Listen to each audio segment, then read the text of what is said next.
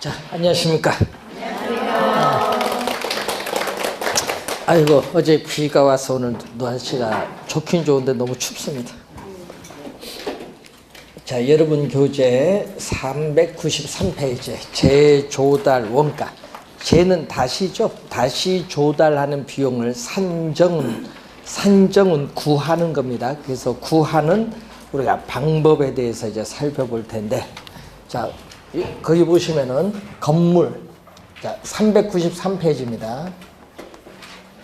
자, 이 건물과 이 토지 두 개를 보는데, 자, 여러분이 우리가 원가법 처음 배울 때 이 재생산이 불가능한 토지는 적용하기가 어려워요.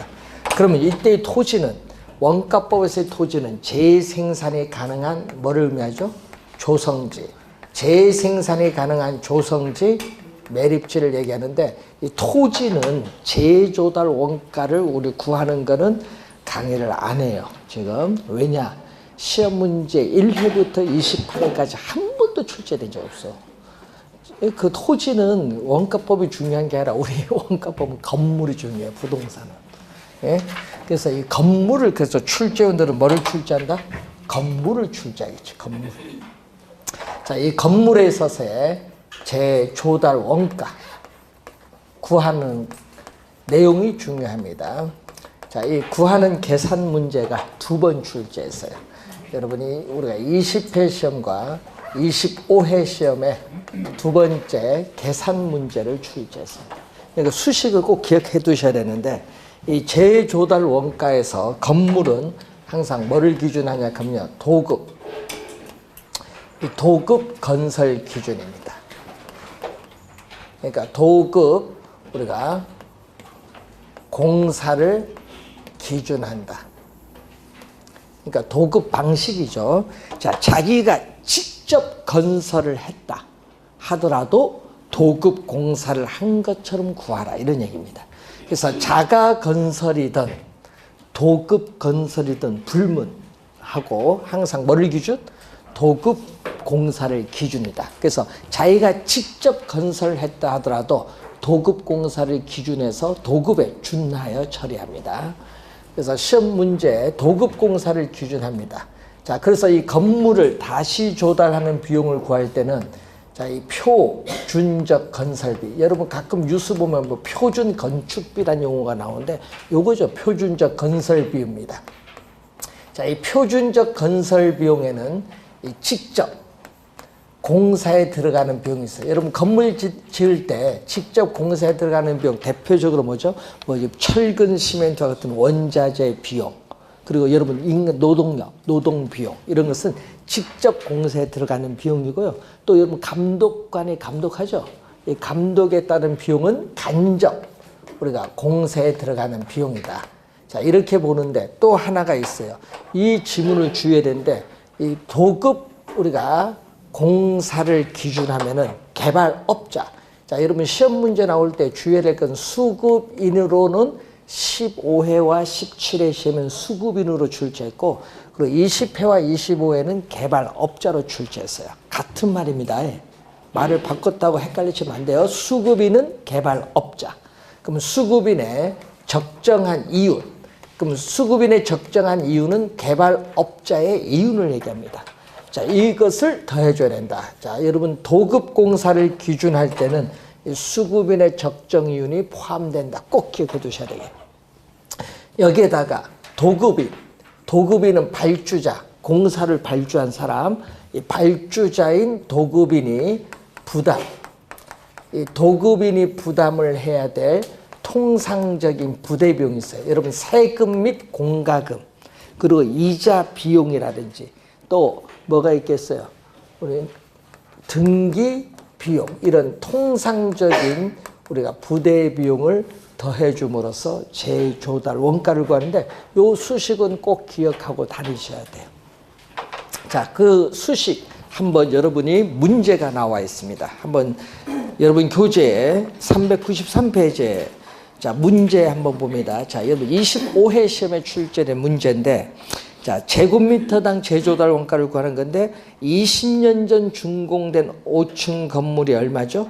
20년 전 준공된 5층 건물의 우리 연면적이, 대지 면적은 필요 없어요. 우리는 바닥 면적에 합계 연면적 보시면 돼요. 1450제곱미터입니다. 자, 준공 당시에 20년 전 준공 당시에 공사비 내역 보면 직접 공사비가 3억 원, 간접 공사비는 3천만 원. 그럼 그 두 개를 더했더니 3억 3천만 원인데 또 하나 있어요. 개발업자 이윤. 이게 바로 수급인의 이윤이죠. 요것도 들어가야 됩니다. 7천만 원 더했더니 총계. 이 총계가 표준적 건설비죠. 이 표준적 건설비가 얼마? 4억인데 문제 조건 박스에 통상적 부대비용은 없죠? 없으면 뭐 제로라 보면 되지. 자, 그래서 여러분 요게 얼마다? 요거는 제로 없으니까 제로라 보고 요 합친 표준적 건설비가 얼마? 4억이에요. 예, 표준적 건설비가 4억이에요. 4억 원. 이 4억 원인데 문제는 20년 전, 요거 20년 전 공사비 아니에요. 그런데 20년 준공 당시에 20년 전 준공 당시에 건축비 지수를 뭘로 본다? 100으로 봤어요. 100%지. 100으로 봤을 때 20년이 지난 기준 시점, 20년이 지난 건물이 기준 시점에서 얼마? 100, 건축비 지수가 145. 이 말은 무슨 얘기냐면요. 준공 당시에 비해서 20년 지났을 때 건축비가 45% 올랐다는 얘기예요. 145는 100 플러스 45잖아요. 45%가 올랐어요. 20년 전에 비해서. 그 얘기입니다. 그럼 요것을 곱해줘야죠. 조정을 해줘야 되잖아요. 20년 동안 변했으니까. 이것을 이제 요걸 잘 곱해주고 그 다음에 얼마? 연면적 얼마? 1450제곱미터. 자, 이럼 제곱미터당 구하니까 연면적으로 나눠주면 돼요. 자, 연면적으로 나눠주면은 이제 계산을 하는데 공 2개 없어지면요. 여기 얼마냐? 4억에서 공 2개를 약분해서 없애면은 400만 원입니다. 400만 원. 자, 400만 원이 주어졌어요. 자, 그런데 또 여기서 얼마? 공 하나 없앱니다. 그러면 40만 원이래요. 약분됐어요. 또 145 약분돼요. 그럼 답은 40만 원입니다. 그래서 40만 원. 분모는 제곱미터. 자, 제곱미터당 얼마? 40만 원. 정답 4번. 전자 계산기도 필요 없어요. 잘 약분만 잘 해주시면 돼요. 이렇게 간단하게 전자 계산기도 필요 없게끔 출제를 하죠. 여러분 20회 시험도 저런 형태로 출제해서 그러니까 뭐만 숫자만 바꿔서 출제를 합니다. 그래서 우선 똑같은 형태가 2번 출제를 했고요. 자, 394페이지에 이 직접법, 간접법인데 이 재조달 원가를 구하는 방법이 있거든요. 여러분 평가 항상 여러분 직접법 나오면요 상식으로 갑니다. 직접이란 거는 평가 대상 물건으로부터 직접 구하는 방법. 그럼 직접법. 그럼 직접 못 구해요. 평가하고자 하는 물건으로부터 직접 못 구하면요. 사례. 저번 주 배울 때 인근 지역 또는 동일 수급권 내에 있는 유사지역에서 사례를 구해서 그 사례에서 우리는 구하는 건 간접이죠. 직접 못 구하니까 사례를 수집해서 구하는 간접법. 2가지가 있다. 그 얘기예요. 자, 그러면 그 직접법, 구체적인 비용을 구하는 직접법을 보면은 자, 이런 비용이죠. 건물 짓는 비용 하나하나를 다 대서 구하는 총가격 적산법이라는 게 있고요. 또 건물을 주요 구조로 나눠. 여러분, 벽, 기둥, 벽, 지붕, 바닥 이런 주요 구조부로 나눠서 구하는 부분별 단가 적용법이라는 게 있고요. 또 여러분이 신뢰성 있는 기관, 예를 들면은요, 한국건설산업연구원 뭐 이런 신뢰성 있는 기관이 발표한 건축비용 지수, 요걸 가지고 구하는 비용 지수법이라는 것도 있고, 또는 이제 여러분이 비용을 구할 때 실무적으로 우리 많이 하는 게 있거든요. 단위를 비교하는 거예요. 총량적 지표를 단위를 가지고 비교해요. 그래서 실무적으로 많이 우리 행하고 계산하기도 쉽고 이해하기도 쉬워요. 계산이 간편하죠. 왜냐? 제곱미터당 얼마? 세제곱. 요거는 평방미터라고 하고 요건 입방미터죠. 제곱미터당 얼마? 세제곱미터당 얼마. 그럼 여러분 제곱미터당 100만 원 하면은 만 제곱미터 하면 100만 원 곱해주면 되잖아요. 그런 식으로 계산하기도 쉽고 이해하기도 쉽고 하기 때문에 실무적으로 많이 행하는 방법이죠. 그래서 제조달 원가를 구할 때는 실무적으로 뭐를 많이 적용한다? 단위 비교법. 그럼 시험 문제 우리 낼 때 가끔 이렇게 내거든요. 다음 중 원가법과 관련이 없는 사항. 1번에 보면요. 대체 원가, 2번 단위 비교법, 3번 감가 수정 뭐 이런 용어가 나와요. 그럼 거기서 찾을 때 단위 비교법은 원가법에서 뭐 재조달 원가를 구하는 비용 추계 방법에 속한다. 그런 것만 알면 돼요. 그래서 단위 비교법 하나는 어디 속한다? 원가법에서 재조달 원가를 구체적으로 비용을 구하는 방법에 속한다는 것만 하나 기억해 두시면 돼요. 쓸데없는 거 공부하시면 안 돼요. 시험에 안 나오니까. 자, 감가 수정으로 갑니다. 395페이지.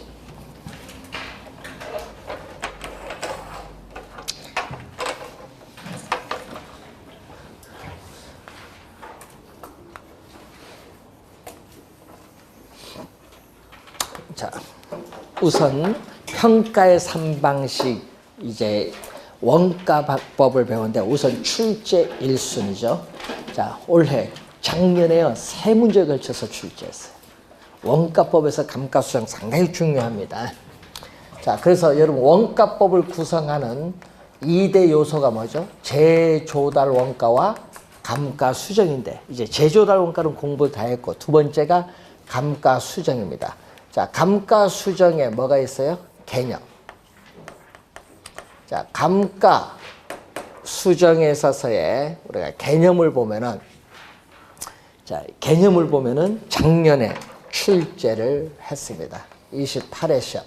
그리고 여러분 작년에 용어 5개 중에 틀린 점은 찾는 요게 정답이었어요. 자, 우선 감가수정은 평가 대상 물건이거든요. 재조달 원가는 감가가 없는 최유효 이용의 상태라는 걸 염두에 두시고 대상 물건에 대한 재조달 원가를 감액 하회할 요인이 있는 경우, 그럼 최유효용이 아니니까 감액을 하는 겁니다.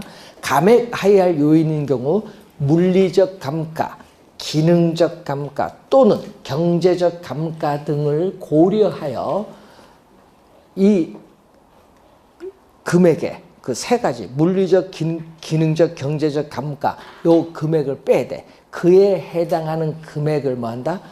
재조달 원가에서 뭐 해야 돼? 공제 동그라미. 작년에 그 공제는 뭐죠? 빼는 건데 작년에는 거기에 가산으로 출제한 거야.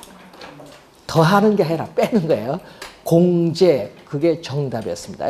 공제하여 기준 시점 네모. 대상 물건의 감정평가액을 결정하는 기준이 되는 날짜가 기준 시점인데 이 기준 시점에서의 대상 물건의 적정한 가액을 구하는 것을 감가수정이라고 해요. 그래서 여러분이 감가수정의 개념입니다. 재조달 원가에서의 감가 누계액을 빼면은 적상가액 구하는 것을 뭐라고 한다? 감가수정이에요. 간단히 얘기하면. 자, 감가수정의 개념이 우선 출제를 했고요. 그러면 이제 감가 요인을 한번 볼까요? 자, 그러면 감가, 이제 아까 물리적, 기능적 감가가 나오는데 감가 요인을 보면은 내부적이라는 게 있어요. 여러분, 대상 물건 자체에 내부적 요인에서 발생하는 감가도 있고 또 무슨 요인? 대상 물건 자체의 내부가 아닌 외부적 요인에 의해서 발생하는 감가가 있어요.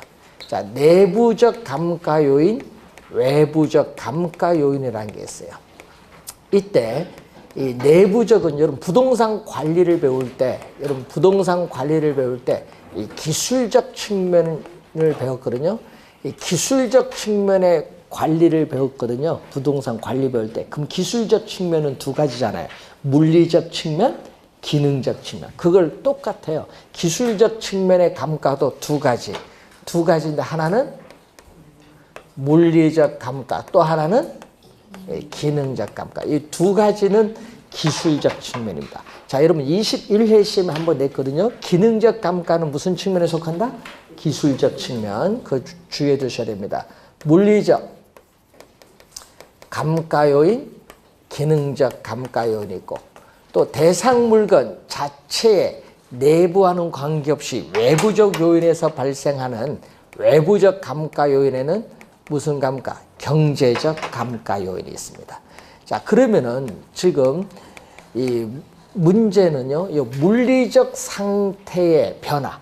여러분, 물리적 상태가 변화함에 따라 부동산 가치가 하락을 하는 거죠. 물리적 상태의 변화로 인한 부동산 가치의 손실을 의미합니다. 그런데 시험 문제 나올 때는 그 예를 잘 봐야 돼요. 여러분 26회 시험에도요, 예가 탁 나오거든요. 아, 예가 나오면 거기 어디 속하는 것만 잘 판단하면 돼요. 자, 우선은 물리적 상태니까 시간이 경과함에 따라 비바람, 풍우의 작용으로 인한 노후화가 진행돼. 노후화. 그리고 여러분 사용에 따라 소모가 되죠. 여러분 제가 분필 사용하면 소모되잖아요. 또 없어지면 뭐 마멸되는 거지. 소모나 마멸. 또 요즘 화재 많이 나는 겨울에 화재로 인한 건물이 일부 전소되는 경우 있죠. 이런 경우. 또 요즘 지진이나 홍수와 같은 이러한 자연재해로 인해서 건축물이 일부 파괴되거나 손상을 입는 경우 있어요. 이런 건 전부 무슨 감가? 물리적 감가. 물리적 감가예요. 그건 다 물리적 감가. 사례를 잘 봐두셔야 돼요. 기능적 감가는 물리적하고는 다르잖아요. 이 물리적 상태의 변화는 별도예요. 이 기능적 측면에서 효용이 줄어들어. 효용이 감소함에 따라 부동산 가치의 손실을 가져오는데, 시험에 제일 많이 나오는 게 설계 불량, 설비 부족. 요게 제일 많이 나요. 요거 18회 시험에도 냈고요. 26회 시험에도 냈어요. 설계 불량, 설비 부족. 그리고 또 21회 시험에 나온 게 있어요. 부지와 그 부지에 있는 건물이 부적응한다. 예? 부지와 건물이 부적응. 이건 21회 시험에 출제된 지문. 그리고 여러분 디자인이죠. 건물 디자인이 악화된다든지, 기계의 능률이 저하된다든지, 형이 오래됐다 구식화됐다든지, 이런 건 다 기능적 감가에 속합니다. 자, 여러분 설계의 불량, 설비 부족, 부지와 건물이 부적응. 밑줄 그어두시고, 아, 요거는 무슨 감가다? 기능적 감가다. 이렇게 생각하십니다. 자, 그러면은 이 기술적 측면의 지금 감가인데, 문제는 이 내부가 아닌 외부에 바깥에서 발생하는 경제적 감가가 있어요. 자, 이런 부동산이 속한 지역을 저번 주에 인근 지역이라고 배우셨잖아요. 이 부동산이 속한 지역이 쇠퇴하면 그 지역 내 부동산 가치도 하락을 하죠. 이게 경제적 감가예요. 그리고 또 부동산이 속한 지역이 공업지역인데, 여러분 공업지역 내에 주택이 있으면요, 공업지역의 표준적인 이용과 어울리지 못하죠. 그래서 주택 가격이 오히려 하락을 하는 것도 경제적 감가. 또 평가 대상 물건의 시장성. 시장성은 매매 또는 임대될 가능성을 시장성이라고 배우셨어요. 이 시장성이 점점 줄어들어. 감퇴하면은 부동산 가치로 뭐한다? 하락을 하는데, 이런 건 다 경제적 감가. 경제적 감가. 사례를 잘 봐두셔야 돼요. 물리적, 기능적, 경제적 감가. 또 학자에 따라서는 외부적 감가 요인에 법률적 감가 요인을 포함시키기도 하는데, 법률적 감가 요인은요, 뭐 부동산 소유권 등기가 불완전하다. 그럼 감가가 발생하지. 자, 이런 법률적 감가 요인을 또 포함시키기도 해요. 학자에 따라서는. 자, 감가 요인을 한번 우리가 확인을 해 봤습니다. 자, 그리고 여러분 396페이지 중간에 보면 내용연수가 나오는데, 자, 여러분 부동산 관리를 배울 때 건물의 내용연수 하면 건물의 수명이라고 배웠잖아요. 그럼 여기는 내용연수니까 뭐 기계도 있을 수 있잖아요. 그러니까 아, 내용연수 하면은 감가상각 자산의 수명이다. 감가상각 자산의 수명인데, 자, 여러분이 우리 배운 거 중에서 건물을 예를 들어서 준공을 했어요. 건물을 준공해서 정상적으로 관리를 하고 있어요. 그래서 건물을 이제 사용을 하고 있는데, 이 사용이 불가능한, 여러분 사용에 따라 소모도 되고 훼손되고 마멸도 되잖아요. 그래서 사용이 불가능할 때까지 기간을 뭐라고 해요? 그것을 물리적 내용에서, 그러니까 물리적으로 존속이 가능한 기간, 물리적으로 존속이 가능한 기간. 물리적 내용연수 26회 시험에 출제했었죠. 자, 여러분 물리적 내용연수 개념은요, 우리가 22회 시험, 26회 시험에 출제를 했어요. 개념. 예. 사용 불가능할 때까지 기간이다. 물리적으로 존속이 가능한 기간이고, 자, 여기에 또 여기에 있습니다. 종기. 자, 여러분 요 점을 지나면요, 임대료 수입보다 오히려 유지 관리 비용이 많이 들어가요. 이 점을 지나서는. 예? 그럼 여기까지가 뭐냐? 여러분이 경제적으로 건물의 수익이 발생하리라고 예상 가능한 사용 기간이에요. 이것을 우리 전문 용어로 뭐라고 하냐? 경제적 내용연수다. 경제적 내용연수. 자, 그림 보세요. 그림을 보면은 이 경제적 내용연수는 물리적 내용연수보다 일반적으로 그 기간은 뭐다? 짧아요. 네, 짧아요. 자, 그리고 부동산 가치, 부동산 감정 평가에 있어서 부동산 가치를 판단할 때는 뭐를 기준? 경제적 내용연수를 기준으로 판단해요. 그래서 시험에 나올 때는 다 경제적 내용연수 몇 년 이렇게 나오거든요. 부동산 가치를 판단할 때는 물리적 내용연수가 아니라 무슨 내용연수? 경제적 내용연수를 기준으로 판단한다. 16회 시험에 출제했죠. 이 물리적 내용연수가 아니라 경제적 내용연수를 기준으로 판단하는 거예요. 그럼 경제적 내용연수 끝나도 아직 수명이 물리적으로 남아있으니까 그 건물 가격이 있을까 없을까요? 있죠. 잔존, 남아있는 가격이 있어요. 아직 물리적으로 철거할 때까지는 사용 계속 할 수 있어요. 물리적으로 수명이 남아있기 때문에 잔존 가격은 있어요. 자, 그런데 건물을 준공해서 5년이 지났어요. 여러분, 준공해서 여러분 실제 사용을 해서 5년 지났어요. 5년 지난 요걸 뭐라고 해요? 경과. 경과 있잖아요. 경과 연수라고 하고요. 그러면 5년 지났어요. 여러분, 준공해서 5년 지나서 내 건물 가치 얼마인가 한번 알아보고 싶어요. 이걸 우리는 뭐라고 하죠? 기준 시점. 아까 대상 물건의 감정평가액을 결정하는 기준이 되는 날짜인데, 여기서부터 여기까지 기간을 우리 뭐라고 하냐 하면은 경제적 우리 잔존 또는 장래 보존 연수, 장래 보존 연수 또는 잔존, 남아있는 잔존 내용 연수죠. 그래서 여러분 부동산 감정평가에서는요, 물리적이 아닙니다. 경제적 내용 연수, 이걸 요걸 기준해서 뭐를 중시한다? 남아있는 거. 경과가 아니에요. 남아있는 잔존 내용 연수를 중시해요. 뭐에서? 감정평가에서는. 그런데 기업 회계의 감가상각은요, 법에 정해진, 여러분 법에 정해진, 세법상에 정해진 법정 내용 연수를 기준해서 뭐를? 경과연수를 중시해. 회계 이론의 감가상각. 지금 평가에서는 뭐를 중시? 경제적 내용연수를 기준해서 잔존 내용연수를 중시한다. 그 내용입니다. 자, 그 내용을 염두에 좀 두시면 돼요. 자, 여러분이 그 397페이지 내용연수 조정이 나오는데, 자, 여러분이 우리 가끔 TV 보다 보면은 여러분 나이에 비해서 뭐 측정을 했더니 더 젊어 보인다, 뭐 그런 것도 우리 가끔 나오죠. 아침마당 아침 보니까 그런 거 많이 하대요. 그런 게 있잖아요. 뭐 자기 건강 나이를 측정하는 거, 이런 것도 있는데, 건물도 마찬가지예요. 건물도 여러분 유지 관리를 양호하게 잘 하면요, 건물이 10년 경과에도 5년 경과인 것처럼 보일 수 있어요. 그렇죠? 근데 관리를 잘못하면 어떻게 돼? 네? 건물이 10년 지났는데 20년 지난 것처럼 보일 수 있어. 특히 그래서 우리는 어떻게 돼? 외국인에게, 한국 사람들은 외국인에게 렌트를 잘 안 해줘. 네? 외국인들이 험하게 건물 관리하거든요. 험하게 써요. 한 5년 정도 빌려주면 건물 다 망가졌어.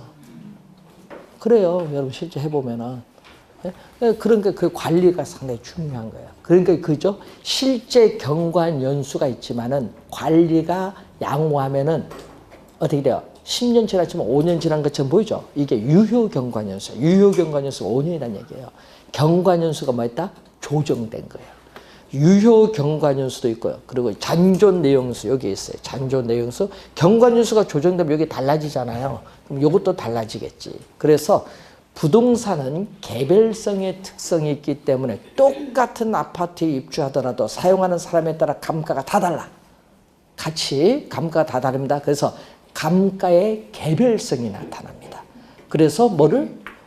경관연수를 조정한 유효 경관연수와 잔존 내용연수를 고려해서 우리는 경제적 내용연수를 조정할 필요성이 나타나는 겁니다. 자, 그 내용연수를 조정할 수 있다 없다? 예, 있습니다. 자, 그러면 앞에 여러분이 표에 보시면요. 395페이지 그 표에 보면은 감가수정은 감정평가이론에서 적용하는 거고요. 감가상각은 어디서 적용한다? 기업회계인데 거기 기준 보세요. 기준이 시험에 많이 나옵니다. 자, 기준. 요거 2번 출제를 했습니다. 자, 기준을 보면은 재조달 원가를 기준을 해요. 감가수정은. 그리고 기업회계는 뭐를 기준? 취득 가격 기준. 요거 시험에 많이 나오고. 그 다음에 거기에 봤더니 뭐가 있어요? 거기 쭉 내려오다 보면은 중요 요소를 한번 보세요. 자, 뭐를 기준했어요? 경제적 내용 연수, 요걸 기준해서 장래 보존 연수, 요걸 다른 말로 잔존 내용 연수인데 요걸 중시 여기고, 그리고 감가상각은 세법상에 정해진 법정 내용 연수를 기준해서 실제 경관 연수를 뭐한다? 중시한다. 예? 다르죠? 예? 그래서 그 비교를 좀 우선 해야 됩니다. 자, 감가수정은 감가 요인을 보면 물리적, 기능적, 경제적 감가 요인을 모두 고려하지만 기업 회계이론에서는 물리적, 기술적 측면의 물리적, 기능적 감가 요인만 고려하고 경제적 감가 요인은 고려하지 않습니다. 자, 그런 개념이 이제 여러분이 한번 표인데 아까 지금 배운 걸 가지고 간단히 몇 가지 중요한 것만 살펴봤어요. 자, 우선은 이 내용 연수까지 봤는데, 그래서 작년에 여기서 2문제 출제했거든요. 감가 수정 방법에서 우리가 2문제를 출제했는데, 우리 감가 수정 방법도 평가 대상 물건으로부터 직접 구하면 뭐다? 직접법. 직접 못 구하면 아까 사례를 수집해서 구하면은 간접법. 요거 이제는 기억될 거예요. 평가 대상 물건으로부터 직접 구하면 직접법. 직접 못 구하면은 사례를 수집하면 간접법. 근데 우리는 간접법 필요 없고 직접법을 잘 공부해야 됩니다. 우선은 뭐를 기준? 내용 연수. 내용 연수는 물리적 내용 연수가 아니라 경제적 내용 연수를 기준으로 한다. 물리적 내용 연수가 아니라 경제적 내용 연수를 기준합니다. 자, 내용 연수법에는 정액법 있고 정율법이 있고 상환 기금법이 있어요. 자, 그리고 여기에 관찰 감가법이 있고, 그래가 분해법이 있습니다. 자, 이때 정액법은 뭐예요? 정액법은 일정한 금액이거든요. 평가 대상 물건의 가치가 매년 일정한 금액씩 감가된다는 전제에 구하는 방법인데, 자, 우리 부동산 지금 공인중개사 하려면 이걸 알아야 될까요? 우리 건물 거래 많이 하니까 건물, 구축물 평가에 적용하는 게 정액법이야. 그러니까 정액법을 우리 시험에 많이 낼 수밖에 없어. 작년에 또 출제했어. 계산 문제. 자, 그러면 계산 문제를 출제를 했거든요. 그러면 꼭 계산 문제를 풀려면 뭐를 알아야 돼? 요 수식을 모르면 큰일 나죠. 여러분, 계산 문제를 풀려면요, 반드시 요 수식을 알아야 돼. 매년의 감가액. 자, 매년 감가액, 매년에 발생하는 감가액은 이 기준 시점에서의 재조달원가, 여러분 기준 시점에서의 재조달 원가는 최유효 이용의 상태로 감가가 없거든요. 근데 이걸 감액을 해겠지. 뭐 그런 게 있잖아요. 자, 그러면은 재조달 원가에서 뭘 빼야 돼? 경제적 내용연수 끝났을 때, 경제적 내용연수 끝났을 때 남아있는 가격, 잔존 가격을 빼주면요. 이게 바로 뭐냐? 감가누계액이야.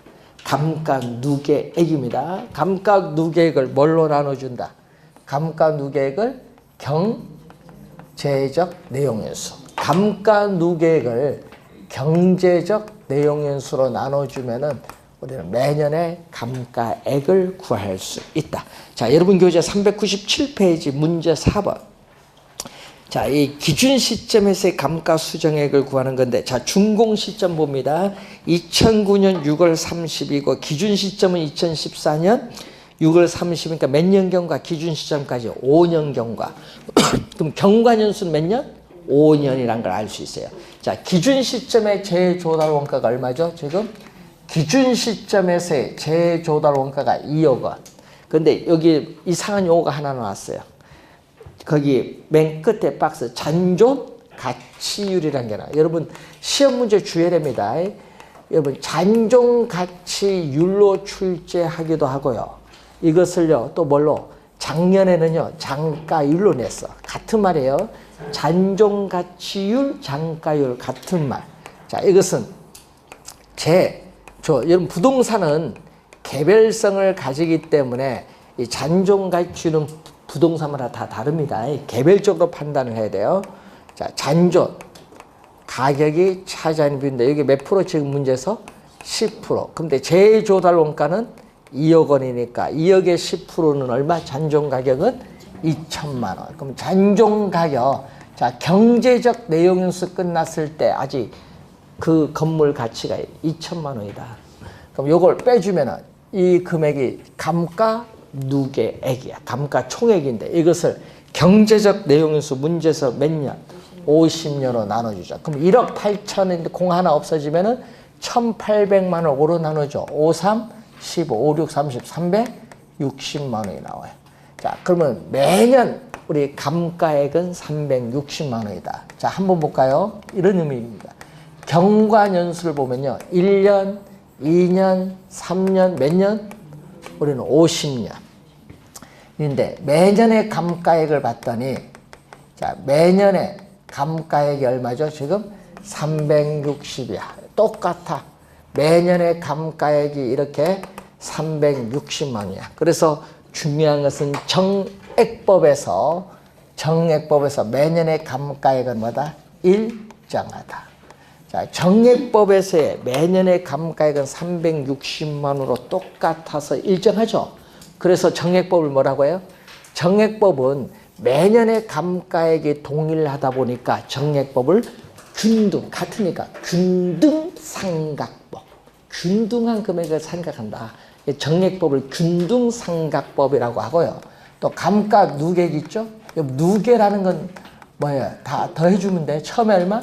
360 누계입니다. 요거 두 개 더해줬더니 720. 또 요거 다 더해주니까 얼마? 1080. 이런 식으로 오면 돼요. 그럼 요거 다 더해줬더니 얼마? 마지막 감가누계액 얼마? 1억 8천만 원이 오는 겁니다. 1억 8천. 그러면 요 두 개를 보세요. 경과년수와 감가누계액은 정액법에서는 경과년수와 감가누계액은 정비례하여 증가하기 때문에 정액법을 또 뭐라고 한다? 직선법이라고 해요. 자, 경과년수와 감가누계액은 정비례하여 증가하기 때문에 정액법을 다른 용어로 직선법. 또 매년의 감가액이 동일하기 때문에 정액법은 균등상각법.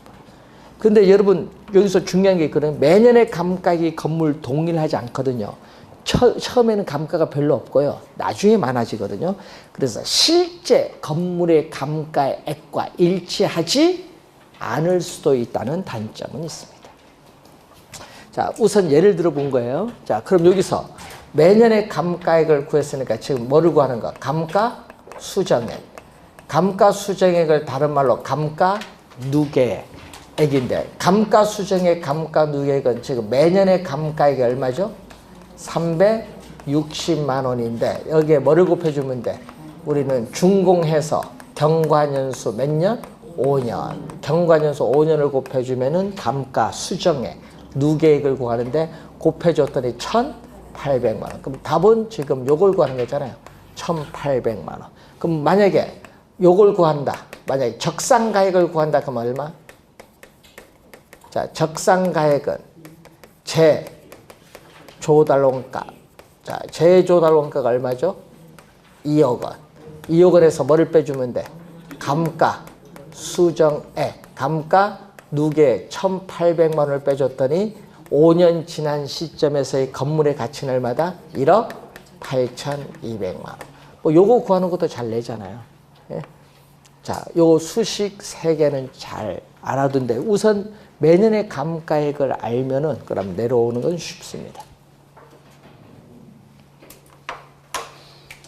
정액법에 대한 설명을 했습니다. 자, 그리고 정률법으로 갑니다. 398페이지. 작년에 마지막 문제로 출제를 했는데 계산 문제가 나왔어요.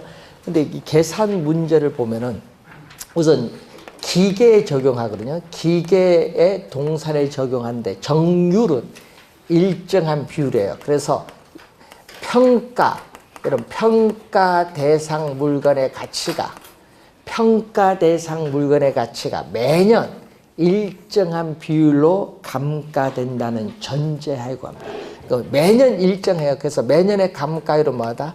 일정하다. 그래서 여기는 매년의 감가율이 정률인데 정률은 일정해요. 자, 매년의 감가율은 일정하는데 이 매년의 감가액은 다릅니다. 정액법은 매년의 감가액이 일정하지만은 우리가 정률법은 요건 뭐한다? 체감하게 돼. 매년의 감가액은 체감을 하는데 자, 우선은 왜 체감되느냐? 매년의 감가액은 일정, 여기는 체감, 요거는 18회 시험에 또 출제를 했었던 내용이고요. 자, 작년에 계산 문제 냈거든요. 그럼 한번 보세요. 자, 여러분 기계를 새 기계, 여러분 새 기계를 1,000만 원 사왔어요. 1,000만 원에 사왔는데 매년에 감가율이 10%다. 요건 일정해서 변화가 없죠. 일정 감가율. 그러면 기계를 사왔는데 1년 사용하면 어떻게 돼요? 1년 사용하면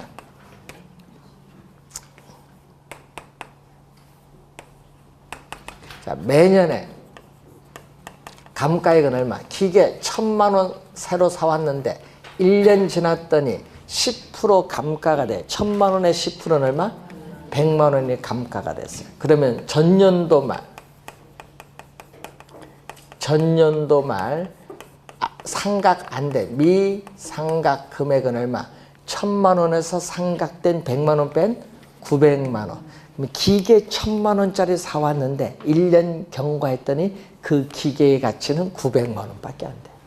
그럼 다시 1년 지나면은 900만 원에 10%가 상각돼서 90만 원이 상각되면 900만 원에서 90만 원 뺀 2년 지난 얼마? 기계는 얼마? 810만 원. 작년에 요거 출제했어요. 2년 경과했을 때 가치 얼마냐? 원리를 알면은 풀리는데 모르면 못 푸는 거지 뭐. 작년에. 그러니까 작년 문제 요거 출제고. 그럼 또 1년 지나면 몇 프로? 10%.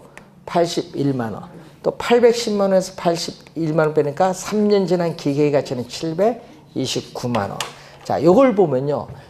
정률법은 첫 해에 감가액은 100만 원으로 가장 많아요. 그리고 기간이 경과할수록 감가액은 점점 줄어들어요. 체감해요. 매년의 감가액은 체감하기 때문에 정률법을 체감상각법이라고 하고요. 요거 전년도 말 미상각금액 잔고거든요. 잔고가 점점 뭐야? 또 줄어들죠. 그래서 잔고 점감, 점점 감소한다. 점감법. 잔고 점감법. 아, 용어들이 어려워. 모르면 그냥 놔둬버렸어요. 아, 그럼 요걸 이제 설명하기 위해서. 그러면 기계 같은 건 어떻게 해? 기계의 능률이 높은 초기에 상각액을 많이 하기 때문에 기계에 투자한 자본을 초기에 안전하게 회수할 수 있다는 중요한 장점이 있어요. 자, 정률법. 작년에 계산 문제 냈으니까 한번 원리를 보는 거예요. 그러니까 올해는 제도는 이런 거 한 번 내면 안 돼요. 우리는 항상 뭐가 중요해? 부동산 공인중개사는 건물이지. 뭐 이런 기계 거래할 일이 없지, 여러분은. 그러니까 건물을 잘 공부해 두세요. 자, 상환기금법은 예를 들어서 광산입니다. 자, 상환기금법은 광산입니다. 자, 여러분 광산 예를 듭니다. 광산의 수명이 100년이다. 제가 예를 든 겁니다. 광산 수명이 100년입니다. 그럼 광산 채굴을 하죠. 그럼 매년 회수된 채굴에 따라서 매년 회수되는 감가액을 국공채와 같은 안전한 자산에 투자를 해서 운영한다고 가정해요. 그럼 국공채 투자하면 뭐가 들어가? 국공채 투자하면 원금이 들어가지. 또 매년 뭐가 발생해? 복리 계산에 따른 이자가 발생해요. 그래서 광산 수명 100년이 다 됐을 때 국공채에 투자한 원금과 이자의 총 합계, 이 총 합계가 또 광산 수명 다 됐을 때 매년 회수되는 감가액을 다 더해. 광산 수명 다 됐을 때 그걸 뭐라고 해요? 매년 회수되는 감가액을 다 더해준 건 감가 누계액이지. 그래서 원리금의 총 합계와 감가 누계액을 서로 뭐 하게끔? 서로 같게끔 매년 일정한 금액을 상각하는 방법을 상환기금법이에요. 그래서 내용연수는 감가상각 자산의 수명인데 매년에 감가액이 있거든요. 매년의 감가액인데 매년 이렇게 일정한 금액이 우리 상각되면 요건 정액법이에요. 매년 일정한 금액 가는데 상환기금법도 매년 일정한 금액이 상각되는데 차이가 있어요. 이 차이가 뭐냐? 이자예요. 요게 여러분 이자만큼 국공채 투자한 이자입니다. 그리고 이렇게 내려오는 것은 정률법이죠. 그럼 초기에 어디가 가장 많겠어요? 첫 해에 초기 첫 해에 보면은 정률법이 가장 많고요. 상환기금법이 가장 적어요. 그걸 요 그림을 통해서 한번 확인을 한번 해보시면 되겠고, 자, 관찰감가법은 관찰하는 거죠. 자, 감정평가사가 평가 대상 물건을 직접 관찰해요. 직접 관찰해서 감가 요인과 감가액에 어떻게 돼요? 반영해서 구하는 방법이에요. 근데 장점은 직접 관찰하니까 어떤 거? 평가 대상 물건의 어떻게 돼요? 전체 또는 이 개별적인 상태를 세밀하게 관찰해서 감가액에 반영할 수 있는 장점이 있어요. 세밀하게. 그런데 단점은 감정평가사의 뭐에 우리는 능력, 이 개별적인 능력에 좌우되다 보니까 주관적이라는 단점이 있고요. 또 외부에서 관찰하기 어려운 기술적, 즉 물리적, 기능적, 이 기술적 측면의 하자는 놓치기 쉬운 단점은 가지고 있어요. 자, 그리고 분해법으로 갑니다. 자, 분해법은 자, 여러분이 분해법은 이해하기 좋도록. 자, 여러분 주의해야 되는데 분해법은 지금 원가법에서 어디 있어요? 감가 수정 방법에 있는데, 자, 지금 배운 거 다시 한번 복습하면 내부적 감가와 감가는 뭘로 나눠요? 외부적 감가로 나누고, 내부적 감가는 다시 우리는 물리적 감가와 기능적 감가로 나누는 걸 배웠어요. 그리고 외부적 감가는 경제적 감가로 배운대. 이걸 분해 더 세분시켜요. 자, 물리적 감가와 기능적 감가인데, 자, 물리적 상태의 변화로 인해서 부동산 가치 손실을 가져오니까 물리적으로 하니까 여러분 노후화가 되고 사용에 따라 소모되니까 수선해야 합니다. 자, 수리 수선하는 비용과 수선한 이후에 부동산 가치 상승분을 비교를 했어요. 그런데 뭐가 수선 후에 부동산 가치 상승분이 더 크면 수선을 합니다. 수선을 하는 것을 뭐라고 해요? 치유가 가능한 감가야.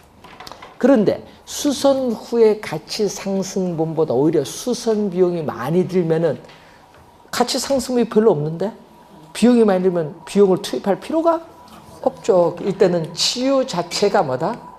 불가능한 감가. 치유 자체가 불가능한 감가. 자, 이 물리적 상태의 변화는 별도예요. 별도로 기능이죠.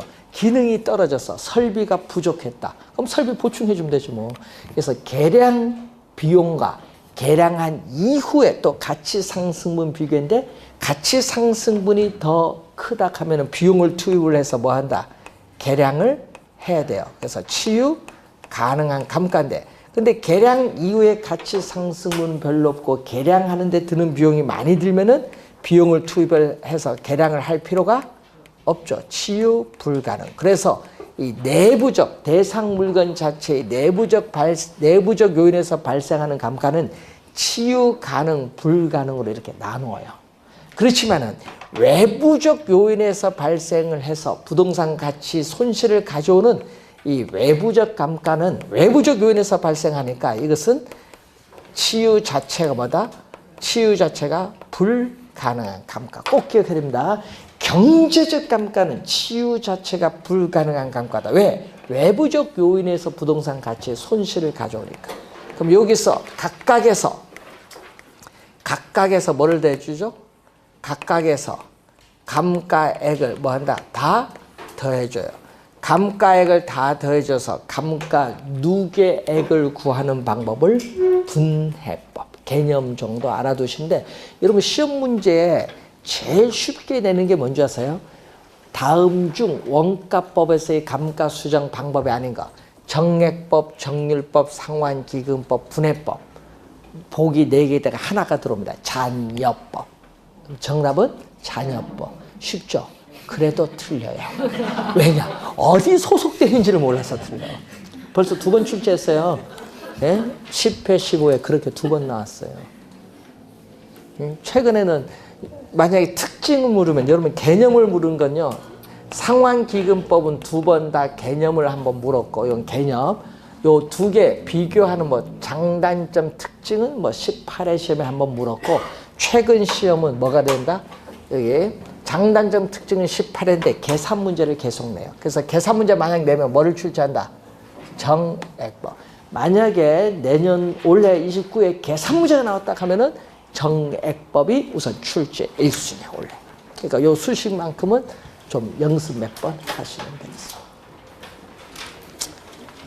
자, 이렇게 해서 우선 마치고 자 400페이지의 적산법 잠시 쉬고 시작하겠습니다.